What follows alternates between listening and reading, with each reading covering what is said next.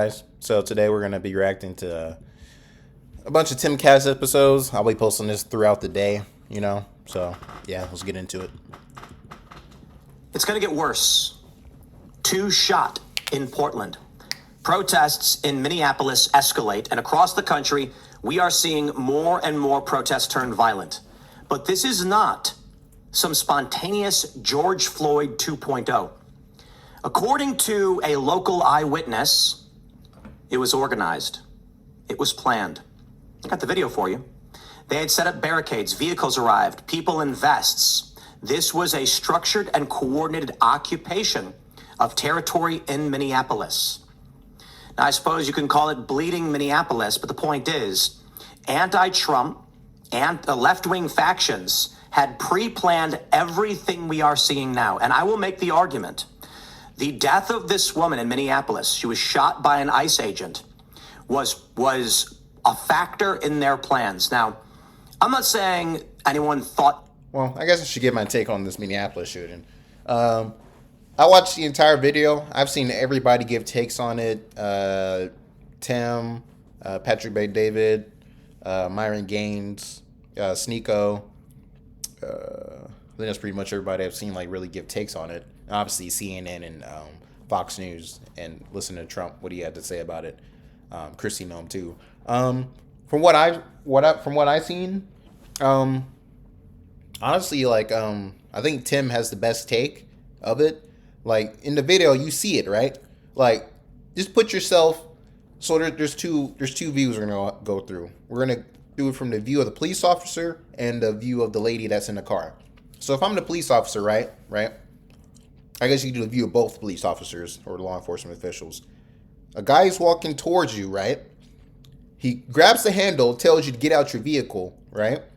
The lady's not getting out the vehicle. Okay, so I'm the officer grabbing the vehicle. This lady's still backing up. All right, cool. This is, that's weird. All right. Then there's a guy, right?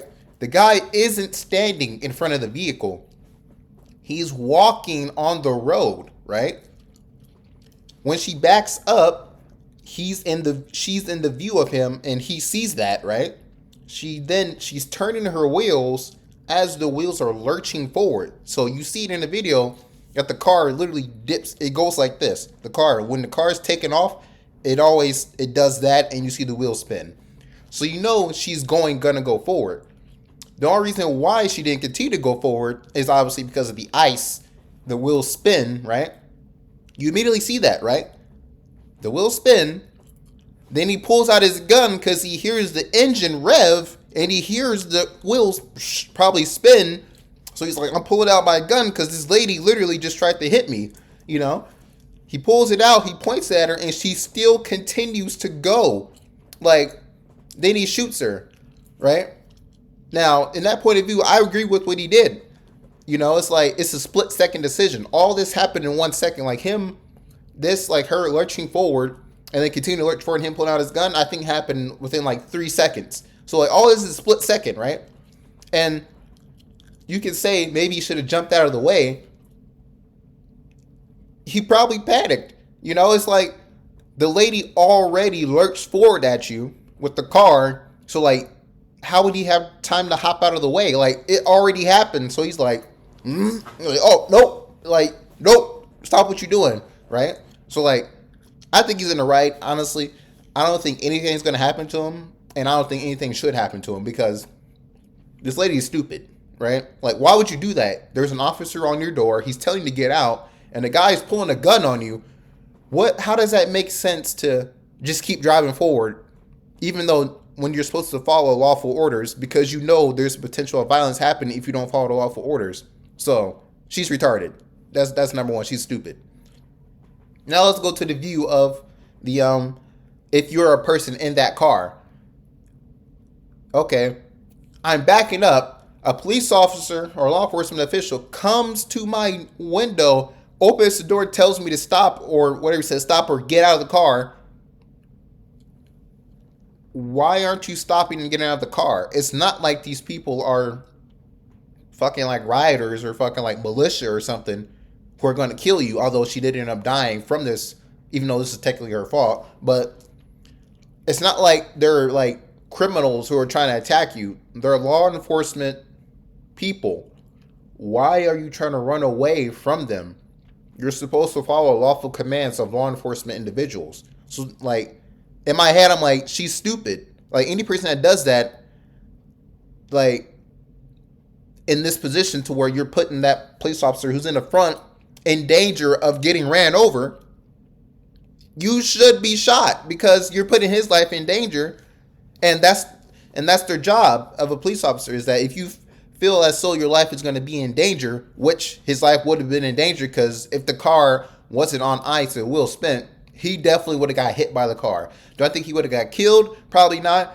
But she definitely would have hit his ass and probably sped off, And he definitely would have been injured. Would he died? Honestly, probably not, But when your life's in danger, as a police officer, you have that ability to do that because it's a threat. It's a threat to your life. So you have the ability to use force, deadly force. So, in my opinion, she's stupid. If I'm in that car and an officer gives me lawful commands and is grabbing the door to get out the car, just hit the brake. Like, why are you still trying to go? Hit the brake, raise your hands up. Like, what are you doing? Like, what are you doing? Like, why are you trying to run off? Like, what the hell is wrong with you? Are you stupid? She literally is stupid. So, yeah, let's continue with the video. Woman would die, or that this woman intentionally got herself killed. And I want to clarify, because yesterday I said, upon reviewing the footage, I believe she was intending to kill that officer. I was a bit strong, and I walked it back last night. So let me clarify. Upon thinking about it, I think it was a little bit too hyperbolic. I believe this woman didn't care if she did kill the officer. You can see in the video footage, the wheels are pointed at the officer when she accelerates towards him. Now, there's a coordinated effort, including from the New York Times, to lie about what happened. We've got new footage from CNN breaking down how this all played out. I'm sorry, but I'm going to be reasonable and rational in my assessment. That is, I'm not playing this game conservatives are, where they say she was a domestic terrorist who tried to kill an officer. I don't believe that, but I do think she definitely had the intent to hit him, because if you know he's in front of you and you still continue to lurch forward, you definitely had the intent. It's not like if she did hit him, it wasn't an accident. You intended to do it because you see him in front of you. You see him. You stepped on the gas once, your wheel spent, you didn't go anywhere. Then you did it again. You definitely had the intent. It's not an accident. I think this is a doofy, media radicalized individual who was told to come down by a woman she had met at, I believe it was at a charter school or something like this. And the reason she fled from law enforcement is because she panicked. And in panicking, she accelerated her vehicle towards a federal agent who only 6 months ago had been dragged 300 feet and I don't want to say seriously injured, but injured quite extensively. 33 stitches, gashes, bloodied up, bruised, banged. And when he sees his vehicle lurch towards him, he draws his weapon, she accelerates, and he fires. It's a tragic situation, and I think the activists planned for this. But I'm going to clarify again. I am not saying that they actually wrote down, this woman will die. I am saying that I have been to many of these meetings. I have seen the direct action meetings, and they have a contingency for the death of individuals, and they hope for it. They don't say, okay, we're going to get so-and-so killed. They say, we want people to do these things. These areas are of high risk, and someone might get killed. If they do, here's how we will respond, and they acknowledge it's good for them. What we see now is a Minneapolis autonomous zone being created. Now, we did have the George Floyd Autonomous Zone, and what is that? De facto governance by far-left extremists. But here's the thing. This was established before Renee Good was killed. And I got the video to back it up. So I'm going to break a couple things down for you in this initial morning segment. First, I want to show you that this was pre-planned. All of it was pre-planned. I'm talking about the escalation of protests and the occupation. The killing of this woman, the death of this woman, I should say, is just, for these activists, a martyrdom benefit they were hoping would happen. Now, we do have additional escalation with 2 shot in Portland, which we'll add to the mix. But I have this video for you that I want to play. This is from Amanda Talks _ on X. And I want to show you, I'll just play the full video. I'm a Minneapolis native, and I just left the protest site from where the ICE shooting incident occurred yesterday. I want to give you my two thoughts because I feel like nobody in mainstream media is covering this correctly. They're nearby, attempting to stop ICE from doing their job. One woman was blocking them with her car. ICE repeatedly told her to move her car. She wouldn't move it. And so at a point, they tried to apprehend her. They told her to turn off the car and get out of it. At that point, instead of turning it off and getting out of it, she moved to turn away. And that is when she almost hit or did hit an ICE agent who deployed his firearm while she tried to flee the scene. The left and right see this incident very differently. The right believes that she was trying to ram the officer and injure him. The left believes that she was just innocently trying to get away. There's no way to know for sure what she was trying to do here. What we do know is that within, a little over 24 hours, there's a very well coordinated effort to get a protest going here in Minneapolis. However, she goes on to say, actually, the protest was already happening. That began within hours of the incident. Now, Tim Walz and Jacob Fry are kind of egging it on, in my opinion, saying, ICE, get the F out of here. Walz is calling this a civil war, calling the ICE officer a rogue officer, and saying that National Guard are going to come in and almost get ICE out of here, which does sound like a civil war. But to me, when I visited the protest site, this is what was very apparent to me. Protesters are blockading the streets so that normal drivers cannot drive down that road. They've blocked a couple blocks off. This is not police putting in barricades. This is not any type of law enforcement doing that, National Guard. This is protesters. Where I was standing with media, and the protesters were screaming at all of us in media, telling us that we are the problem, and telling us what angles people were allowed to film at, and telling us not to film at all. And what's even more absurd about that is that media was paying attention, but it was kind of scary. It's scary to be yelled at like that. There were also people wearing fluorescent vests directing traffic. Again, these are not protesters. Maybe some of them are protesters. These are just random passersby, and they are being barked orders at by people who look like they're official. They're wearing kind of official vests, telling them where to go. Once they cleared enough cars, they brought in this big van, and this van had supplies in it that they were unloading. And these protesters are not letting anybody not affiliated with the movement go closer towards the scene. In my opinion, I think it'll get pretty violent either tonight or tomorrow or both. If you look back at the 2020 George Floyd riots, it was the second and third nights that progressively got worse and spread throughout the city. If I had to guess, that it's going to happen now too, although tomorrow will be colder, so maybe not. And one more thing, a lot of the protesters are dressed in camo and they have bulletproof vests on. So it seems like they're gearing up for a real fight. Bothering me about this though, and what nobody is covering, is that the police let protesters get away with this type of behavior in Minnesota. And that is ultimately, in my opinion, what cost this woman her life. The point is, two things. It's pre-planned. All of it is pre-planned. Take a look at this. A no-go zone put up in Minneapolis. I have a question for you. If someone came to you right now and said they needed you to barricade off a couple blocks of a city you're not in, they need supplies, they need winter gear, they need food, traffic cones, bulletproof vests, would you be able to do it? The truth is no. Anybody who's organized any kind of event knows that it takes a long time and is not particularly easy. We've done live shows, and even just trying to sit on a stage could take a week of planning. How is it that these people were able to deploy facilitators and vests, vehicles full of supplies, build barricades in a day, in one day? And that's the point. This is pre-planned. Now, I'm not saying the shooting was. I'm saying that's a contingent they actually hoped for. I'm not kidding. These direct action meetings, these far leftists talk about police brutality and escalation and what to do in the event of martyrdom. But they had already planned this occupation in Minneapolis. They were going to do this whether or not Renee Good got shot. This is just them weaponizing the death, and they're lying about it. And I can prove it, and it's getting pretty dang scary. Now, I've got a few things to break down. The escalation. Listen to this from Rapid Response 47.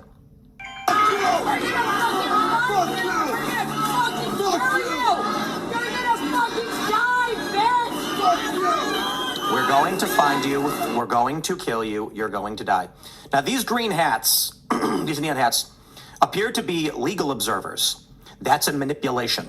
What is a legal observer? It's a protester trying to claim to the public they're not protesters. Let me put it like this. If you're a cop and you're told these people are obstructing traffic, you got to clear them out. The reason why they wear the green hats is they are a different form of activist working with the rioters. The goal of which is to create the public perception that police are acting a fool. So when police go in and start grabbing people, excuse me, If they grab someone who's throwing bricks, all you'll see is a guy in a black hoodie being carted away. The left then says, look, they're attacking a protester. Regular people might not understand what this person was doing. Then you'll see a person with a red duct-taped patch on their cross. And they'll say, that's a medic. No, it's a protester with a red patch they put on their arm. And then you have the legal observers. They're not lawyers. Some of them are, many of them aren't. Legal observer is an activist distinction for PR manipulation purposes. These are protesters who engage in different behavior. They're not likely to throw a brick at a cop, but they will obstruct, they will participate. That way, when the police arrest them for committing a crime, and I'm not saying felonies, I'm saying like blocking a road or something and they won't move, slap on the wrist offense, they create a media narrative that the police are arresting observers because the police want to violate their rights. The purpose of this narrative is to say, we have legal observers on the ground just to make sure the police don't violate our rights. Then when the green hat people commit a minor infraction, and again, like blocking roads a minor infraction, and get arrested, the activists then claim the police are trying to arrest our legal observers because they intend to infringe upon our rights. It is a well-coordinated manipulation. And I think the fact they've built barricades and with supplies and posters, and you can see the boards they're carrying at these protests, they've got tons of pre-printed yellow. This was coordinated. And we got crazy people saying crazy things. This lady saying it feels wrong to mourn Renee Good because she was a white woman who's privileged. Indeed. She's stupid. Here's what I want to do. I want to show you a couple of things. Bro. We talked about this last night on this? Timcast IRL, but I want to break it down for you. And I'm going to start with what's called information vaccination. What does that mean? It means I'm going to show you the truth before I show you the lie. Why? It doesn't matter so much for this video because you're probably going to listen to the whole thing. But I'm going to show you what actually happened. Then I'm going to show you how the New York Times is lying about it. And with proof. Here's the video in question of the shooting. It's a slow mode. I don't think slow motion is fair necessarily, but it does give us a general idea of what actually happened. There's things to consider. Now, I've done this 800 million times already, but not everybody has seen every video, and this is the most important breakdown that exists. Seeing the zoomed in video of what happened and why it happened. So let's start here. The police approached her vehicle and said, get out of the effing vehicle, and then she puts the car into reverse. She had already been instructed to exit the vehicle. She had been blocking traffic, and witnesses say she had been blocking traffic earlier. She was waving some vehicles through, and it does appear at the police truck, she waves them through. That is immaterial. Now, what the left wants to do is create a narrative where they say something like, she was trying to fan him through, she did nothing wrong. It doesn't matter. If law enforcement seeks to detain you and you try to flee, you are creating a threat, and this woman had already committed a felony, obstruction of federal law enforcement. It's 8 USC 1357, obstructing a law enforcement operation. Now, on the surface, it appears that way. Perhaps you could argue in court she wasn't intending to do it. Eyewitness testimony said that she was leading the blockade to obstruct law enforcement vehicles. Here's the video. They make an attempt to pull her out of the vehicle. She keeps going while the cop is there at her door. Two things happen. She reverses toward an officer while the officer takes a step to his right, creating a perfect lineup. The officer didn't walk around to get in front of her car. She didn't aim it directly at him. It's actually a little bit of both. The officer does take a step to his right, and she does reverse, aiming the vehicle at him. I don't care who's at fault. The cop didn't think she was going to aim a vehicle at him, and she didn't know the cop was going to walk in front of her. Yesterday morning, I said it appears, based on this video, she was intending to kill. But I got to walk that back and clarify a little bit. I believe that she didn't care if she did. I think she was trying to flee. I just think, in her mind, she's like, I'm going to hit the gas, and she did not care for whether or not this guy was in front of her. Now, I do agree with that. Like, she was just like, fuck it. Look at the direction the wheels are pointed. They're pointed left, and she's now aimed directly at the ICE agent, and there you go. Her tires spin out. I know many of you have already seen this. Please share this with people so that they can understand while the vehicle is aimed directly at the officer, she's accelerating. Now the tire spins out on the ice and lurches forward. It spins out. She was accelerating while aimed at the officer. After that, he draws his weapon. You see him pulling his gun out. Imagine you're standing in front of the SUV and you hear the engine rev. It's pointed right at you. The assumption the officer likely made is, she's about to hit me. He then draws the weapon and does take a step to his right, trying to clear. First of all, trying to stop someone who committed a felony is what law enforcement is going to do. You can then watch his foot right here slide across the ground. He's not moonwalking. Contact has been made, and he's pushed aside and then fires. Bang. Right there. Now, what the New York Times and many others have done is said, see, he's clear of the vehicle. He's actually in full contact with the vehicle as he's taking the shot. Now, she then does, you can see when he pulls his gun out, the wheel is still, so let me go back a little bit. She's going straight right here. She's not turning. The vehicle is going straight. He points the gun. Now she begins to turn the wheel. It may be that she just had to spin the wheel all the way to the right. But the point is, for a split second, the vehicle accelerates straight towards him and the tires go perfectly straight. So while the left has said she was turning right, she actually was accelerating before she did. I'm going to call this a bad hair day. And I think that's reasonable. The point being, she was attempting to flee arrest after committing a felony, presumably obstructing law enforcement. Maybe a court would have found otherwise, but she was obstructing. The protesters were already there, and an eyewitness said she was blocking the officers. She then accelerates, making contact with the officer who shoots. I don't think he should have shot her. That's just me. But the question is, did the officer believe that he was in fear of harm? Well, he had already been hit 6 months ago. And when she accelerates, this is the most important part, the wheels are not turning right, okay? They're aimed leftward and slightly towards the officer, and they spin out. Again, the officer heard the engine rev with it pointed at him. And even if she was turning the tires, he can't see that. This whole thing took seconds. Now, here's where it gets interesting. I'm going to play this video for you from the New York Times and show you how they are lying. And this is where things get crazy. One of them grabs at the door handle and reaches inside. The SUV reverses, then turns right, apparently attempting to leave. At the same time, the agent filming crosses toward the left of the vehicle and grabs his gun. Now you see what they've done here? They've omitted something. He doesn't just walk in front of the vehicle and pull his gun out. As you can actually see, and it is fast, she accelerates. It is a combination of factors as she backs up and the officer moves rightward, creating this alignment. Look, I'm going to be honest. It's the fault of the person trying to commit a crime. The agent probably should have been more alert, fair to say, and he did take a step in this direction, both of which the reversal and him, but he's not committing a crime. Watch the front tire. The agent filming crosses toward the left of the vehicle and grabs his gun. You can see the tire spin out. Then he draws his gun. He opens fire on the motorist and continues shooting as she drives past. The moment the agent fires, he is standing here, to the left of the SUV, and the wheels are pointing to the right, away from the agent. This appears to conflict with allegations that the SUV was ramming or about to ram the officer. Now you see, I'm going to tell you this because we brought it up last night. They're lying. There are, I believe, 4 people involved in the making of this video. They chose the language they chose intentionally. And I'm going to show you this once again. When he says he's to the right of the vehicle, that's true, but watch his feet slide. Contact was made with the officer. Now, I don't think he was seriously injured by this, but I can understand why he would be scared. Here's why. As the Jeep continued to advance, Officer Caprio got off one shot. WJZ won't show. I'm gonna play this for you. From the point of acceleration, this is a woman in Baltimore. The car begins to accelerate at 3 seconds. She's dead at 4.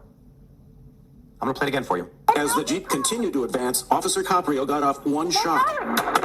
WJZ won't the vehicle, this is an officer in Baltimore who was murdered. Show the rest, but a somber jury saw and heard Amy Caprio dying from massive crushing injuries. So again, in less than 1 second, this officer, who is to the front and right of the vehicle, similarly, you can't see the tires, you don't know what's going to happen, she was dead in 1 second. So if you accelerate towards an officer, you are committing the crime. It doesn't matter if the officer was able to successfully dodge the vehicle. But it gets worse. President Trump and others said the federal agent was hit by the SUV. I want you to listen to what he's saying right now. This is the most important thing. The federal agent was hit by the SUV. That's what he said. He said, Trump and others have said the federal agent was hit by the SUV. Listen. Often pointing to another video filmed from a different angle. And it's true that at this moment in this grainy low-resolution footage, it does look like the agent is being struck by the SUV. It does look like the agent is being struck by the SUV. Yep. It looks that way because he was. When his feet slide back, that's only possible if the vehicle is making contact with his body. I don't believe he was grievously injured by being pushed by the vehicle sliding on ice. The fact is, he was hit. And the question then is, did he have reasonable fear of death, or that she was driving recklessly and could kill others in the process of fleeing a potential felony? Now listen to how the New York Times lies. But when we synchronize it with the first clip, we can see the agent is not being run over. We can see the agent is not being run over. That's a completely different question.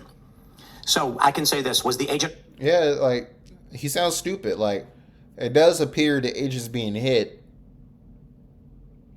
but then when we play it in a different way, it shows that he actually wasn't being hit. So which is it? Does it appear he's being hit, or does it appear he's not being hit? Which is it? Run over? No, of course not. Was the agent struck? Yes, he was. You see, what they've done here is a standard, well-known manipulation technique in sales. Assumptive reasoning, assumptive language. The point here is to say two things that sound like they're connected, but they're not, to trick someone into believing the first is false. So there's a variety of functions of this. The simple of which is you say something like a typical sales technique to get away with fraud, because you can have plausible deniability, is to say something like, everybody who buys a new car from me will get a you don't say everybody, but you say, we are giving new car buyers a $1,000 steakhouse 5-star dinner. Now, most people assume, if I'm a new car buyer, I will get the steak dinner, right? Well, I didn't say everybody will get it. I said, we are giving new car buyers. So what do I mean by that? Well, then when the person comes in and says, I want to buy this new car, I say, I tell you what, we're going to get your dinner. And they go, oh, I'm going to get the $1,000 steak dinner? Well, I never said that, right? I said, we're going to get your dinner. So they buy it. Then, after they sign in the dotted line, I say, just give us a day, come back tomorrow, and we'll get your dinner set up. They come back the next day, and there's a delicious $2 hot dog. And they say, no, I was getting the steak dinner. I say, oh, no, well, we're not getting you a steak dinner. I say, wait a minute, you said you're giving new car buyers a steak dinner. And we say, yeah, it's a sweepstakes. 1 out of every 1,000 car buyers will be getting a steak dinner. I never said every person. You see the manipulation there. The person assumed a connection between these statements, but I never did that, so you can't do nothing about it. I said to get you dinner. I did. I got you a hot dog and fries. It cost me $5. What they're doing here is they're saying, it does look like he was struck, but upon closer inspection, he was not run over. Now, someone who's passively listening and not really paying attention connects the dots and says, whoa, he actually wasn't hit. The goal is to put two things next to each other that are unrelated to make you assume they are. There was a story related to Vice, where I think it was the New Yorker. They took 2 different quotes from me to create a fake story and then claim all they did was quote me. I had said something to the effect of, what was the exact quote? I said that no one's going to want to watch, or here's what it was. One team wanted to go interview Jesse Jackson. I wanted to go cover the riots. And so I went and covered the riots, and then I don't know what they ended up doing. I don't think they interviewed Jesse Jackson. 2 days later, we were out on the ground, and Vice said we're going to have both teams do live streams. So Team A, Team B. My show, and then I said, guess which stream did better? Yeah, I ended up with like 30 to 50,000 concurrent viewers, and the other team had 300. The New Yorker then took both of those quotes and took me a quote from me saying, the other team wanted to interview Jesse Jackson. I went out to the protest, period. Quote, guess which stream got more views? To make it sound like they did interview Jesse Jackson and they didn't get any views, which I never said and was not part of the story. In fact, it was 20 minutes later. Then, when they got called out by Vice, instead of saying we fabricated this quote by merging 2 distinct quotes together, they said, due to an error, they said, we have removed a quote from Tim Pool due to an error. Because they wanted to avoid the liability of claiming they lied about what I said, but they wanted everyone to think I said it. This is the game the media plays, and you've heard it. It does look like the agent is being struck by the SUV. Because he was struck by the SUV. But when we synchronize it with the first clip, we can see the agent is not being run over. And who said he was being run over? You said it looked like he was struck. Run over is a totally different thing. In fact, his feet are positioned away from the SUV. Yes, which is still consistent with being struck, just not run over. We agree on that. This is a manipulation technique. The SUV crashes into a white car parked down the road. What the? A bystander. Now, to be fair, Trump did post the agent was run over and he's lucky to be alive, and Trump is wrong about that. That never happened, and I called him out, and I'm not playing these stupid games where people are like, well, but you know, Trump is doing. I don't care why Trump is doing it. I think Trump's strategy is, I am going to say something. I am going to say something to control the narrative the way the left does, and I don't play that game. I'm here to tell you what's true, and these people on the left are lying, and Trump, he is lying. Now, to be fair, I can say some people may be wrong. When I look at a video from the New York Times, which has multiple editors, authors, a legal department, they signed off on this. Trump's a bloviating blowhard who probably just posted it on his own. Which means, if you're going to make a rational assessment, Trump could just be wrong, and maybe he didn't actually see the video footage or only saw low-res grainy stuff, maybe. Either way, it's incorrect, and there is a presumption he's lying because of how extreme his statement was. The New York Times, however, it's a definitive lie because you don't have 4 people produce a video and go through a legal department and intentionally manipulate the way they did. And now people are going to say, why are you giving Trump the benefit? Because Trump does stupid things and probably didn't even watch any of the video footage. That being said, I think he's probably intentionally lying. I think Trump's being hyperbolic, like how he always is, being run over. You know, it's like, I've heard that before. It's like, it's very like, he's just being hyperbolic, like he was ran over even though he was just hit. I've heard other situations like that, like he ran or like, yeah, I got ran over, man, even though he didn't get actually ran over. If he did, he'd be fucking dead, but he just got hit by a fucking car. He's like, I got ran over. Like, that's just a normal term people use, man. There's just a percentage chance he just doesn't know what's going on. Robbie Starbuck says this. Important info about the ICE shooting. The agent that shot Renee Good just 6 months ago was dragged and injured by a vehicle. So when he's standing from the car and the engine revs right in front of him, he says, okay, no, that's it. The question then becomes this, 2 things, and the purpose of this video. The question is, was he right or was he wrong? And is this planned? So I'm going to tell you this, my friends. The activists have pre-planned all of this. You don't build an occupation overnight. It just doesn't happen. There were already plans to descend on Minneapolis well before Renee Good was shot. She was with a group called Ice Watch. I think I might have something pulled up on the Ice Watch. Maybe not. We do have new footage from CNN, which doesn't really show much. We've seen this already. You can see the officer walk around to the vehicle as she reverses into pointing his direction. This woman reportedly was part of a group called Ice Watch. This was all pre-planned. Not her death, but the protests in Minneapolis. The obstruction, the barricades, the blockades. The left had been planning this, and they are happy to have a martyr. So what now? Protests are popping up across the country. 2 more people were shot. Instead of telling people the truth, they're going to lie. Why? I think it's time people understand what time it is in this country. And with the retard right, we call them, people on the right that are defending the left, attacking Trump, it stands to reason we are going to face a communist revolution of sorts. A communist is an archaic term, to be completely honest. Yeah, I do agree with that. The world's definitely going to change, yeah. Honestly, I think it's literally going to be, in the future, it's going to be, like, communists versus fucking evangelical Christians. I think that's really good what the future is going to be. It's literally going to transition to way more conserving what America currently is and always has been, and Christianity, and just going straight atheistic, liberal, LGBTQ communism. That's literally like, it's literally just going to go fucking all the way extreme, and there's only going to be 2 sides to the party, to each whatever party. You know, it's gonna get fucking crazy. But yeah, I'm pretty sure he's done talking about this, and he probably has nothing much else to say about it, really. But let me know what you guys think. You think this guy should go to jail for what he did? Do you think he wrongfully killed this lady? Yeah, let me just know down in the comments. I'll be posting this on YouTube and Rumble, and I'll catch you guys later.